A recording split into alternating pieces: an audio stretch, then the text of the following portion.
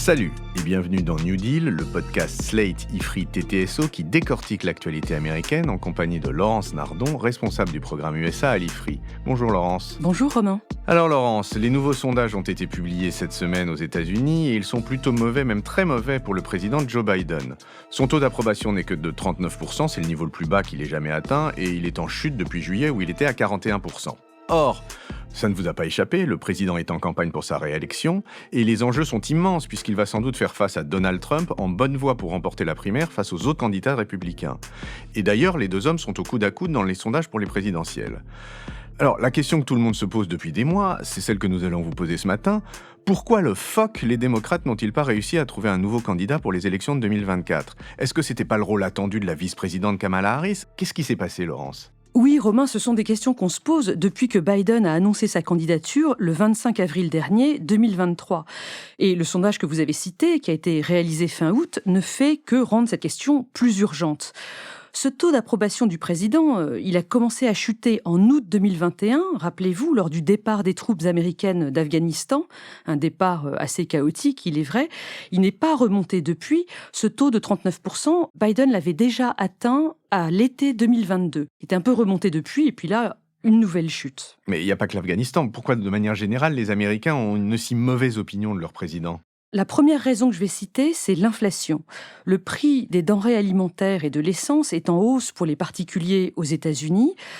Cette inflation, elle a quand même atteint 9,1% sur l'année en juin 2022, mais depuis, elle est redescendue, elle n'est plus qu'à 3% depuis cet été. D'ailleurs, ce bon résultat, il s'accroche aux autres chiffres macro qui sont assez bons pour les États-Unis. On a déjà un acquis de croissance de 1,8% sur les 6 premiers mois de 2023. 1,8%, c'est la prévision de croissance du FMI pour les États-Unis sur toute l'année 2023. Donc cet objectif va certainement être dépassé. Quant au chômage, il est toujours à 3,5%, un plancher historique. Donc on peut dire que la situation économique n'est pas si mauvaise, mais ce qui est certain, c'est que les citoyens, les électeurs, ne s'en rendent pas compte pour l'instant, malgré la communication tout à fait insistante de la Maison-Blanche depuis plusieurs mois sur les Bidenomics. Les Bidenomics, vous nous rappelez ce que c'est, Laurence ? Oui, les Bidenomics, c'est le terme qui est employé à toutes les sauces actuellement par les équipes autour du président. Ça désigne tout simplement la politique économique qui est appliquée par l'administration Biden depuis 2021. Des investissements keynésiens absolument monstrueux en faveur des classes moyennes, les infrastructures, la recherche et développement, etc. Un protectionnisme totalement assumé sur les technologies, et notamment vis-à-vis de la Chine, mais aussi d'autres éléments, par exemple le retour du syndicalisme. Regardez la grève des scénaristes et des acteurs à Hollywood qui n'est toujours pas terminée. Oui, cette grève des scénaristes qui fait l'objet d'un récent épisode de PIC TV de nos consoeurs qui s'intéressent aux séries.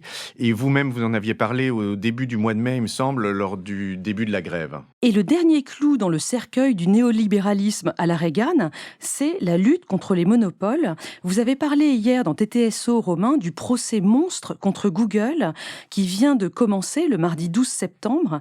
Un procès pour abus de position dominante. C'est véritablement le premier procès antitrust de l'ère Internet aux États-Unis. La dernière fois qu'il y a eu un procès aussi important, c'était en 1905, et c'est le procès qui a démantelé la Standard Oil. Je vous remercie de citer cette excellente newsletter, et effectivement, nous reparlerons de tout ça. Mais revenons à notre sujet du jour, le côté quand même immensément problématique pour le camp démocrate de la candidature de Biden. Oui, parce que là, on a parlé de son bilan économique et du fait qu'il n'est pas apprécié par la population américaine pour l'instant, mais il y a aussi, évidemment, son âge. À 80 ans, Biden a vraiment l'air très fatigué. Les républicains expliquent sans arrêt qu'il est complètement sénile et ils exploitent tous ses faux pas, parfois avec une petite mauvaise foi. Par exemple, pas plus tard que dimanche 10 septembre, Biden était en voyage officiel en Asie du Sud-Est. Il a donné une conférence de presse à Hanoï. Il y a une vidéo qui se balade sur Internet qui montre un moment où il a été interrompu par son propre staff parce qu'il commençait à bredouiller, à partir un peu dans tous les sens. Et ça semble assez consternant. En réalité, c'était la fin de la conférence de presse et donc le staff l'a interrompu parce que c'était terminé. En tout cas, cette tactique des Républicains, elle fonctionne parce que les Américains sont très inquiets. On le voit dans le sondage que vous avez cité en introduction.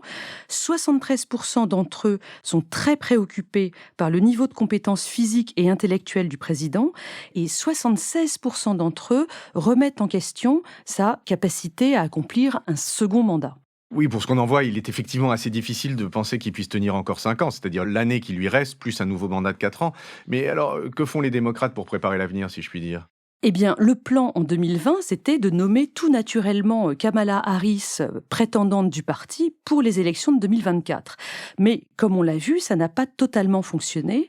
Alors d'une part, je pense que Kamala Harris n'a jamais eu de positionnement politique clair. On ne sait pas trop si elle est modérée ou radicale au sein du Parti démocrate et donc elle n'a pas su fédérer de troupes derrière elle. La question plus difficile, c'est de savoir si elle a vraiment été aidée par les équipes de la Maison-Blanche ces 3 dernières années. N'ont-elles pas plutôt préféré protéger le président plutôt qu'aider la vice-présidente à prendre sa place dans le dispositif électoral pour 2024 ? Dans ce cas-là, ça aurait été une grosse erreur stratégique pour le Parti démocrate.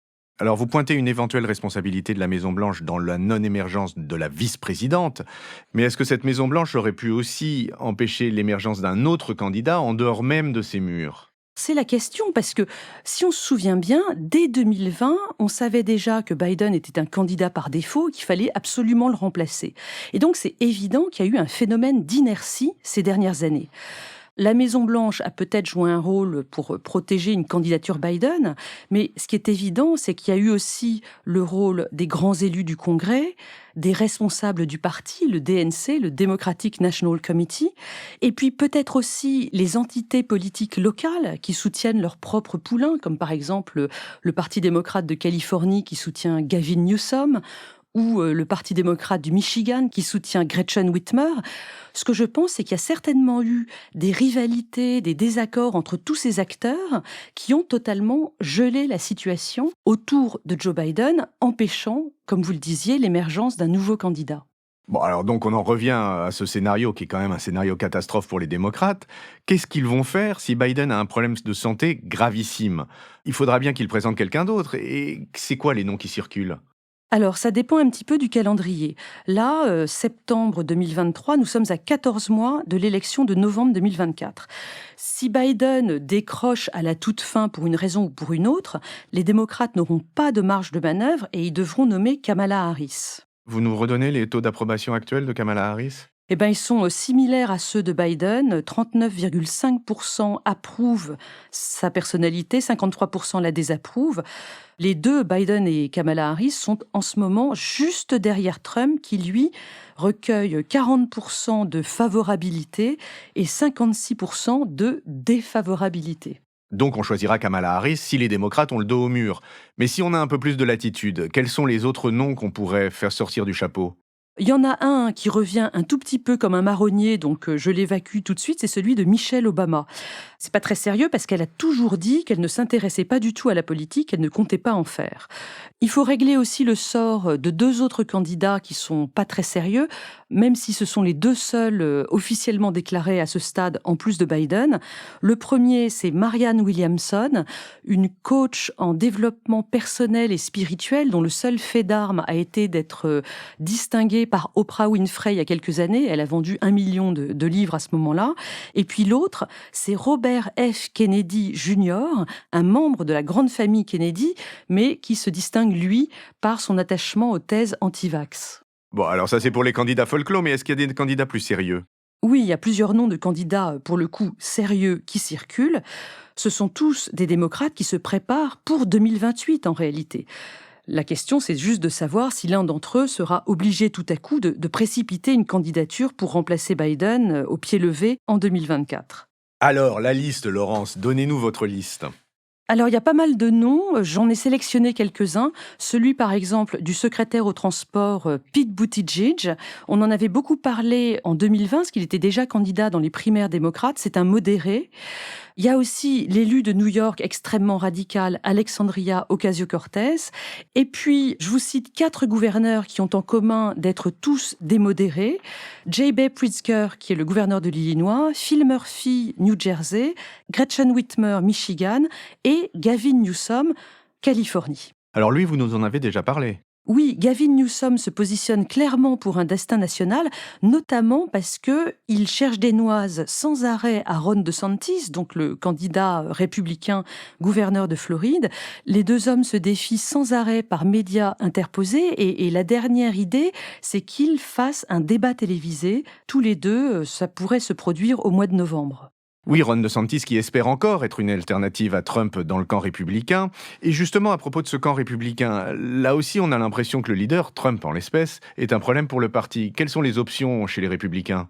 Ben oui, vous avez raison, il est évident que beaucoup dans les élites de ce parti républicain aimeraient se débarrasser de Trump, mais les dynamiques en jeu sont très différentes de ce qui se passe chez les démocrates.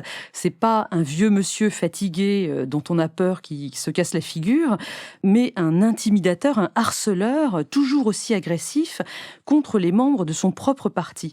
Trump n'a même pas pris la peine d'aller au premier débat télévisé qui avait lieu le 23 août dernier. Il n'a pas à se gêner parce que, à l'heure actuelle, il est tellement loin devant ses adversaires dans la primaire démocrate. Il est aux alentours de 53% des intentions de vote des républicains. DeSantis, dont vous parliez, est à 13%, c'est-à-dire 40 points derrière. Ce que vous nous dites, c'est qu'entre Trump aux portes de la prison et Biden épuisé, c'est une élection qui se présente pas si bien, ni pour l'un ni pour l'autre des deux partis américains.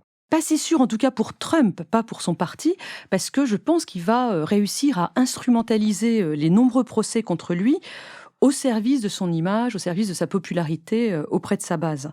Donc il y a une asymétrie, si vous voulez, pour conclure, entre ce Biden fatigué et ce Trump qui tient toujours la base républicaine.